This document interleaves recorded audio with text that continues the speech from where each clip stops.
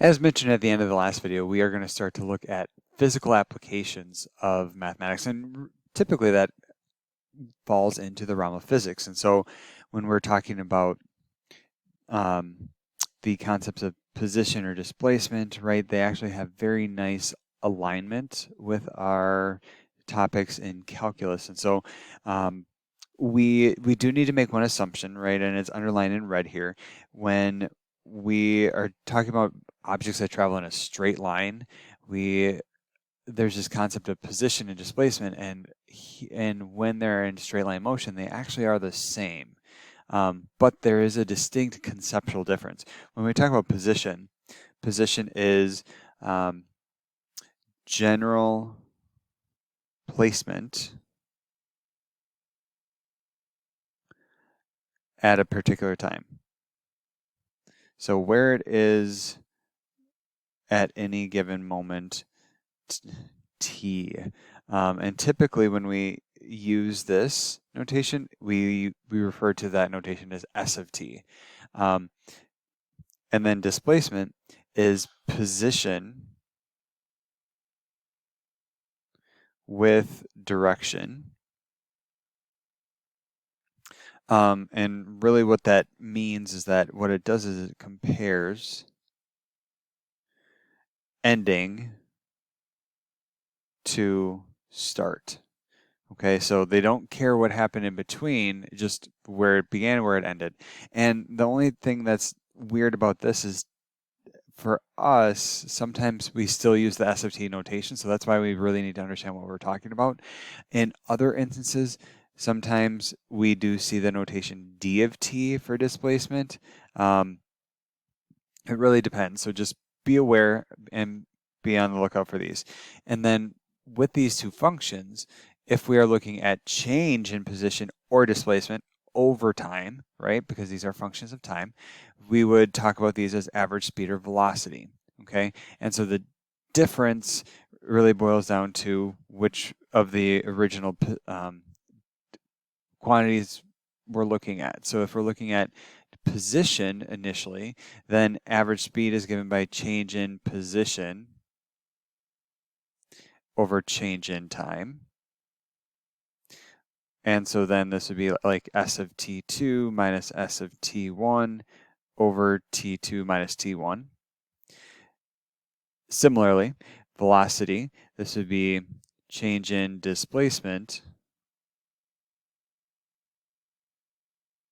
over change in time. And so again, you could use that S notation. For argument's sake here, I'm going to use the D notation. So D of T2 minus D of T1 all over T2 minus T1. Okay. All right. And then now that time interval, right? So we've seen this. This is each one of these averages, these are average rates of change. Now, what if our time interval becomes really small, right? Then that rate of change becomes, instead of an average, to be more of an instantaneous rate of change, right? And then we talk about instantaneous speed and instantaneous velocity. So just as you might expect, instantaneous speed would be the limit as T2 approaches T1 or vice versa, depending on what's fixed and what's variable. S of T2 minus S of T1 all over T2 minus T1.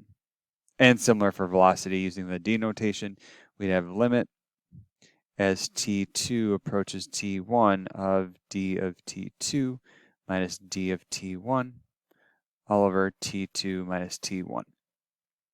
Okay, so then if we think about this example, kind of connecting these ideas, right, we can find the average velocity over these intervals and then estimate the instantaneous velocity and then find that instantaneous velocity exactly, okay? So for part A, right, if I look over the interval 3.5 to 4.5, right, if I'm estimating instantaneous or average velocity, right, I would do, d of 4.5 minus d of 3.5 all over 4.5 minus 3.5. okay? And what I can tell you is that if you do the calculation, I'm not going to show it to you right now, I get 0. That's interesting. And then if you look over the interval 3.9 to 4.1 and do the same sort of calculation, so d of 4.1 minus d of 3.9 all over 4.1 minus 3.9. At the end, you also get 0. Okay, so then we're thinking that is instantaneous velocity, is that equal to 0? Okay, so then now let's do it exactly. All right, so part B, I would do the limit as t approaches 4 of d of t minus d of 4 all over t minus 4. Okay, and now going through the algebra here, limit as t approaches 4, and then sub in the function, so t squared minus 8t plus 18 minus 2. Okay, and that 2 is what I get after I substitute that into the function. Okay, I substitute 4 into the function, and so then this be t minus 4, and then this should be limit as t approaches 4, and then t squared minus 8t plus 16 over t minus 4, and this numerator actually factors as t minus 4 squared, right? So then that will cancel, one of those factors will cancel with what's in the denominator, and I end up with limit as t approaches 4 of t minus 4, which then this is a continuous function, so then I can just substitute this in and get a whopping 0. Okay, so my answer is confirmed, or my estimate is confirmed, I should say. All right, so physical context, right? We have two nice functions. So position or displacement, just make sure to pay attention to which one you have. And then when we look at their rates of change, right, that's when we get average velocity or average speed. And those align nicely with what we've been talking about with secant and tangent lines. So now we will see some more formal language associated to these types of functions.